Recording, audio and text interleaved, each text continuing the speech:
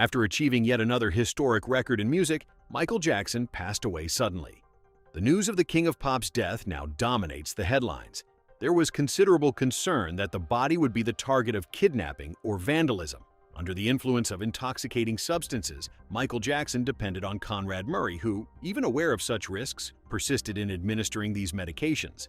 But before we begin, don't forget to like and subscribe to our channel. Michael Jackson was not just the king of pop. He was a cultural icon who revolutionized music, dance, and entertainment. Behind the fame, however, was a life marked by hardship, reinvention, and unparalleled triumphs. His journey was marked by hardship, reinvention, and unparalleled triumphs. I use this premise as the basis for the track, building each sound around his evolution, from his rise as a child star to his legacy as a global phenomenon, without forgetting the mystery surrounding his sealed tomb. This is the life of Michael Jackson, the man who transformed music forever. Between family conflicts and the path to stardom, his journey began in a humble two-bedroom house in Gary, Indiana. The eighth of 10 children, Michael had a far from ideal childhood. His father, Joe Jackson, was a strict disciplinarian who demanded absolute perfection, frequently resorting to physical punishment to impose his authority. Years later, Michael revealed that he lived in constant fear of his father's abuse. However, even under such adversity, his extraordinary talent prevailed. At just 5 years old, he joined his brothers in the group that would become the Jackson 5. Michael's mother, Catherine, recognized his talent and encouraged him, even while working long hours at Sears to support the family. Tragedy struck early when Michael's younger brother, Brandon, died shortly after birth. Despite the grief, the Jackson family persevered. By 1965, Michael had already become the lead vocalist of the Jackson 5, his distinctive voice and electrifying dance moves captivating audiences at local talent contests. His big break came in 1967 when they won an amateur competition at the famous Apollo Theater in Harlem. From then on, the Jackson 5 caught the attention of Motown Records. In 1969, with the help of Diana Ross, the group signed with Motown and released their first single, I Want. You Back shot to #1 on the Billboard Hot 100 chart, and the Jackson 5 became an instant sensation. Michael, at just 11 years old, was the undisputed star. His charisma, vocal range, and stage presence were unmatched. Hits like ABC, The Love You Save, and I'll Be There followed, cementing the Jackson 5 as one of the most successful groups of the 1970s. But for Michael, that was just the beginning. His solo career was looming on the horizon, promising even greater heights and new challenges. The hardships of his childhood had forged in him an unwavering determination that would propel him to become the king of pop and forever change the face of music. From studio sessions to global stardom, at just 13 years old, Michael Jackson began a solo career that would redefine the music industry. His first solo single, Got to Be There, released in 1971, showcased his impressive vocal range and emotional depth. But it was his fifth solo album, Off the Wall, released in 1979, that truly launched him into the stratosphere of superstardom. Produced by Quincy Jones, Off the Wall revolutionized music by fusing pop, soul, funk, and disco. The hit song Don't Stop Till You was a highlight. Get Enough, which earned Michael his first Grammy, propelled the album to sell over 20 million copies. However, the peak came in 1982 with Thriller. Currently the best-selling album of all time, with approximately 66 million units sold, it transformed global culture. Music videos for tracks like Billie Jean and Beat It redefined entertainment, but it was the 14-minute masterpiece Thriller, directed by John Landis, that elevated Michael to the status of an absolute icon. The album dominated the Billboard 200 for 37 weeks and won 8 Grammy Awards in a single night. Beyond his studio impact, Michael immortalized the moonwalk in the 1983 Motown special and undertook the lucrative Victory Tour. Alongside his artistic success, his business acumen proved brilliant in 1985 when he acquired the Beatles' publishing catalog for $47.5 million, outbidding Paul McCartney himself in one of the most emblematic deals in the music industry. The acquisition gave Michael control of some of the most valuable songs in history, including Yesterday, Watch Let It Be, and Hey, Jude. The catalog generated millions in annual revenue, and its value would continue to grow over time. In 1991, he signed a record-breaking $65 million contract with Sony Music, the largest ever signed at the time. The deal included a $5 million advance for each of his next 6 albums, plus $1 million for each album that sold over 5 million copies. Michael was also a pioneer in the world of sponsorships. 5 million contract with Pepsi, which included a series of commercials and sponsorship of the Victory Tour. The partnership was a huge success, and Pepsi's market share increased by 8% as a result. With each passing year, Michael's financial power only grew. In 1995, he merged his ATV Music catalog with the publishing division of Sony Music, creating Sony ATV Music Publishing. The new company came to control more than 250,000 songs, including hits by Elvis Presley, Bob Dylan, and Taylor Swift. At the time of his death in 2009, Michael Jackson's estate was estimated at around $500 million, making him one of the richest musicians in history. His music and business ventures set new standards for the industry, and his influence would continue to be felt for generations. Transformation, breaking barriers, shaping stardom. As Michael Jackson's fame reached stratospheric levels, he faced a series of personal and health challenges that threatened to derail his career. In the mid-1980s, rumors began circulating about changes in his appearance. His skin, previously a medium brown tone, was becoming increasingly lighter. Speculation spread, with some accusing him of bleaching his skin to appear whiter. In reality, Michael suffered from vitiligo, a condition that causes loss of skin pigmentation. He was also diagnosed with lupus, an autoimmune disease that can cause inflammation and damage to the skin. To even out his skin tone, Michael began using makeup and skin lightening creams, a decision that would be widely criticized and scrutinized. Despite these challenges, he continued to break barriers and make history. In 1985, he co-wrote "We Are the World" with Lionel Richie, was a charity single that raised over $63 million to fight hunger in Africa. The song brought together big names like Stevie Wonder, Paul Simon, and Tina Turner, becoming a global phenomenon. That same year, he embarked on the Victory Tour with his brothers, grossing over $75 million and setting new records for audience attendance and ticket sales. He also continued his philanthropic work, donating millions to institutions such as the United Negro College Fund and the Make-A-Wish Foundation. But media scrutiny only intensified as her appearance continued to change.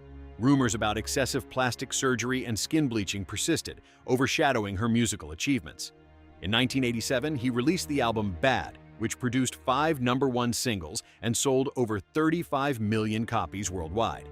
Still, much of the media attention focused on his altered appearance and increasingly eccentric behavior. The price of fame, creating art under the spotlight. In the shadow of rumors and controversies, Michael Jackson's artistic light refused to be extinguished. Even with the media scrutinizing his every move and change in appearance, the King of Pop continued to push the boundaries of creativity and entertainment.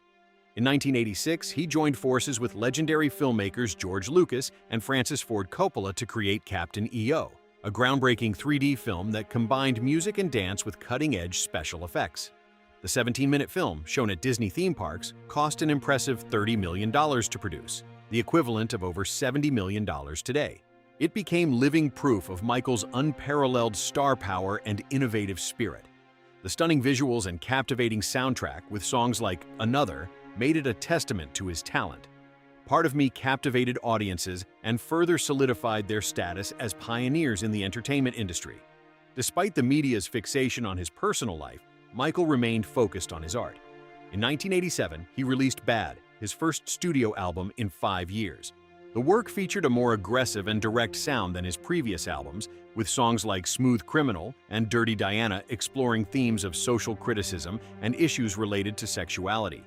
The short films that accompanied the album, including the music video for Bad, directed by Martin Scorsese, were true masterpieces that pushed the boundaries of the music video format. Michael's influence on popular culture was undeniable. His signature dance moves, costume choices, and vocal style inspired countless artists and fans around the world. He broke racial barriers in the music industry and paved the way for a new generation of Black artists to achieve success. His impact transcended music, making him a global icon and philanthropist, using his fame to raise awareness for important causes such as AIDS research and children's well-being. Yet, even reaching new artistic heights, Michael could not escape constant scrutiny and speculation about his personal life. Rumors about his changing appearance, eccentric behavior, and relationships with children circulated in the media, often overshadowing his musical achievements. It was a burden that would accompany him throughout his career, even as he continued to create and inspire. The Thriller era, rewriting the rules of pop. The late 1980s were a period of unprecedented success and achievement for Michael Jackson. In 1987, he released Bad Bruce, the highly anticipated successor to Thriller. The album was a huge success, spawning 5 singles that reached #1 on the Billboard Hot 100, including I Just Can't Stop Loving. You, Bad and Man in the Mirror.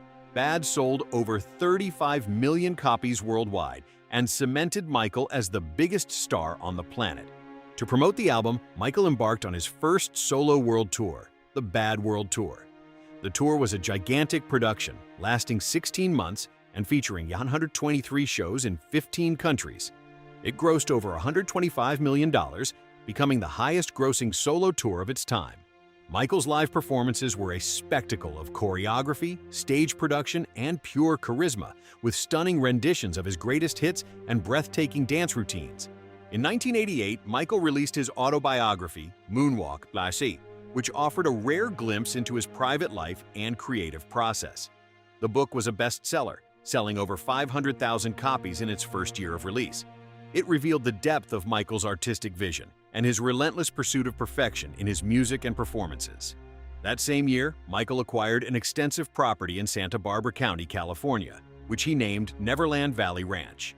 The property, spanning approximately 1,090 hectares, included a private amusement park, zoo, and movie theater, becoming a symbol of both his success and his eccentricity.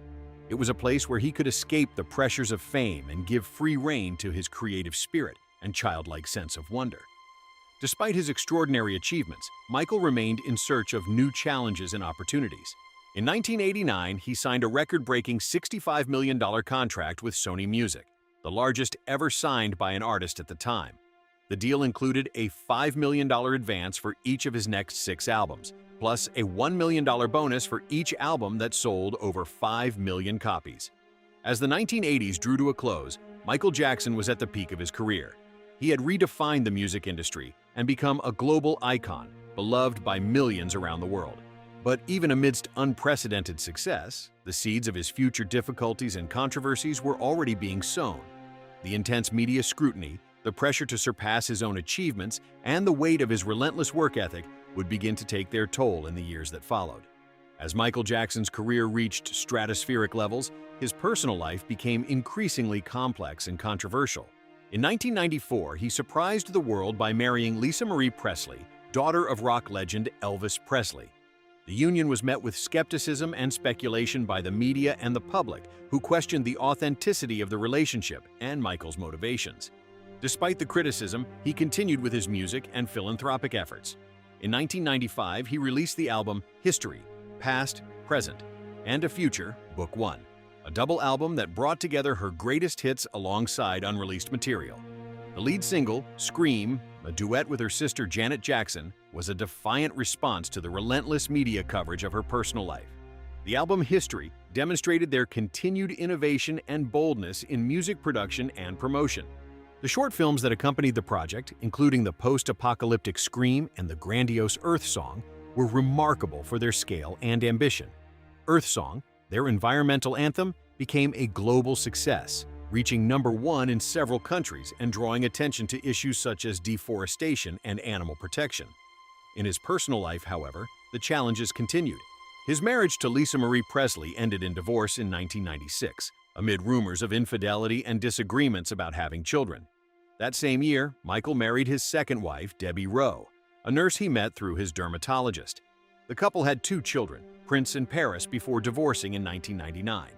During this period, her physical appearance and behavior continued to be the subject of intense curiosity and concern from the media and the public. Her increasingly pale skin, thinner nose, and reclusive lifestyle fueled rumors about her physical and mental health. Some accused him of trying to erase his Black identity, while others saw his transformation as a tragic consequence of a life marked by insecurities and conflicts with his own image. Despite the personal turmoil, his musical output remained intense and innovative. In 1997, he released Blood, On the Dance Floor, History in the Mix, a remix album that showcased his continued experimentation with electronic and dance music. The title track, a dark, industrial-influenced song about a seductive assassin, became a global hit and cemented his reputation as a musical innovator. As the 20th century drew to a close, Michael Jackson remained one of the world's most famous and influential artists, even as his personal life and public image became increasingly shrouded in controversy. His music and art continued to inspire millions, but the impact of his grueling routine and the pressures of fame were beginning to become evident. The challenges and achievements of this period would set the stage for the final and tragic chapter of his extraordinary life and career.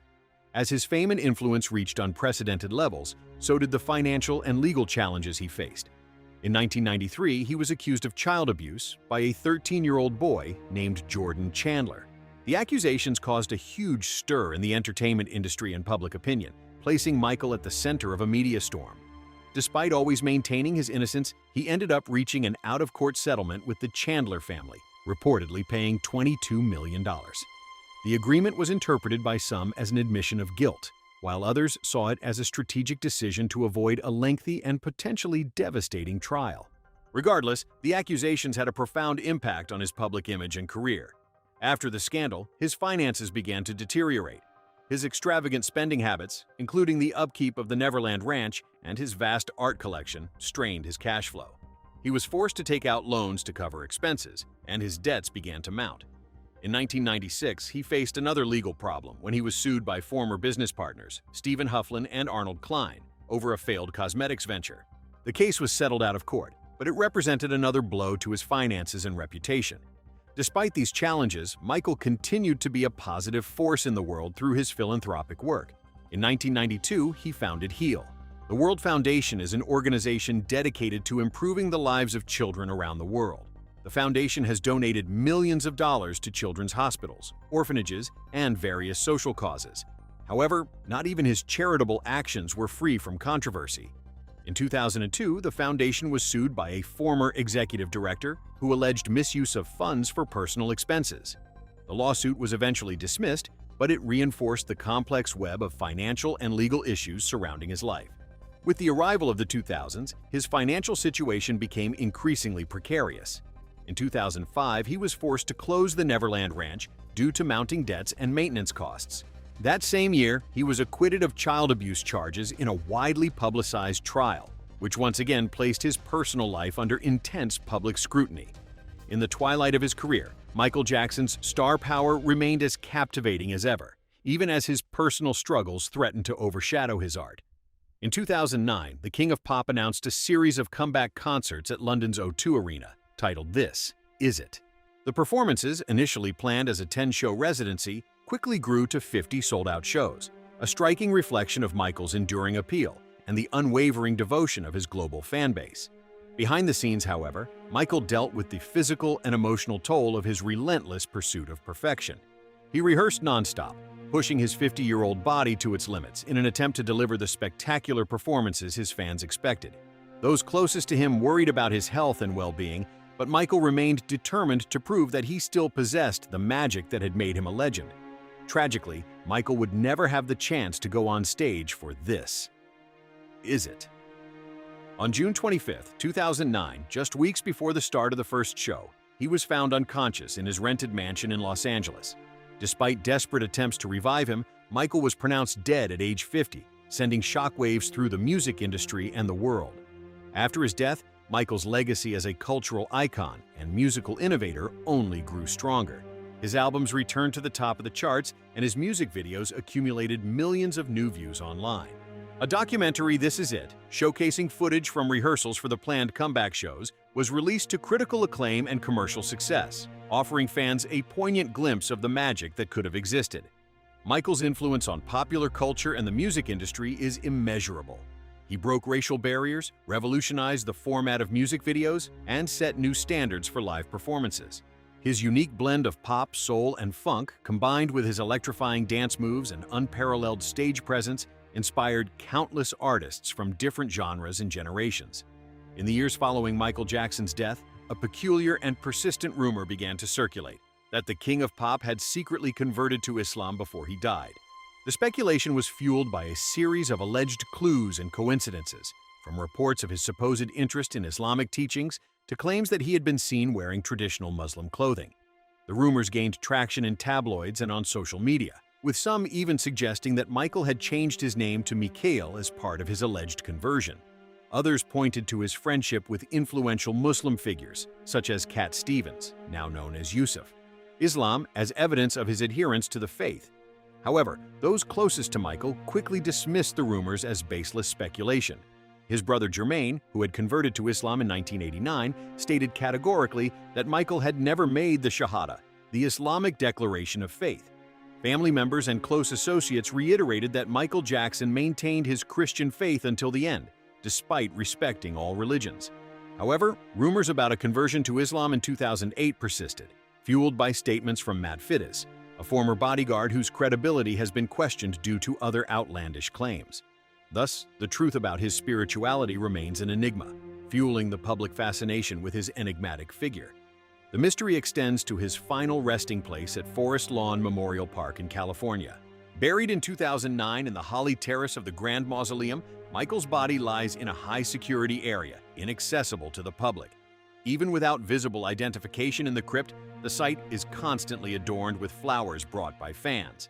For over a decade, the tomb remained sealed and protected by security guards, a measure reinforced after episodes of vandalism in 2010, when admirers wrote messages on the mausoleum walls. This only increased the aura of mystery surrounding his burial site. Over the years, the mystery surrounding Michael's tomb has only deepened. Rumors circulated that the crypt was empty, that Michael's body had been cremated or secretly buried elsewhere. Some even suggested that the King of Pop had faked his own death and disappeared, a theory fueled by alleged sightings of Michael's ghost at Neverland Ranch and other locations associated with the star. The mausoleum's tight security and inaccessibility only fueled these speculations, with some believing it was all part of a deliberate effort to maintain the mystery surrounding his legacy. As the 10th anniversary of Michael's death approached in 2019, fascination with his final resting place reached its peak. Fans from all over the world flocked to Forest Lawn, hoping to catch a glimpse of the inaccessible tomb or leave flowers and other tributes at the mausoleum gates. Yet, the tomb remained sealed, its secrets hidden, protected by the same tight security that had kept the world away for years. Some wondered if the mystery surrounding Michael's burial was a deliberate attempt to keep his legend alive, ensuring that the King of Pop remained a figure of fascination and intrigue even after death. Others saw it as a reflection of the deep pain and trauma that marked his life, a final act of self-preservation by a man who spent his entire existence under the relentless glare of the spotlight. The enigma of his resting place, like his life, continues to captivate and intrigue, leaving the world wondering what lies behind the darkened glass of the Holly Terrace Mausoleum, a legacy that transcends time. In an era dominated by social media, it's difficult to imagine a world without constant connectivity and instant access to information. In the early 1980s, Michael Jackson achieved stratospheric success without the aid of social media or the still nascent internet. His global rise was based on talent, charisma, and the strategic use of traditional media, such as radio and television. His groundbreaking music videos on MTV and legendary live performances set new standards for the industry. Michael's distinguishing feature was transcending linguistic and cultural barriers through universal melodies and a unique visual language in dance. His albums dominated the charts through marketing and word of mouth, establishing him as the prototype of the modern global celebrity. By combining music, dance, and visual storytelling, he profoundly influenced pop culture and paved the way for future generations of artists. Jackson proved that artistic impact can transcend geographical boundaries, becoming a figure whose personal brand and legacy remain unmatched to this day. Thanks for watching.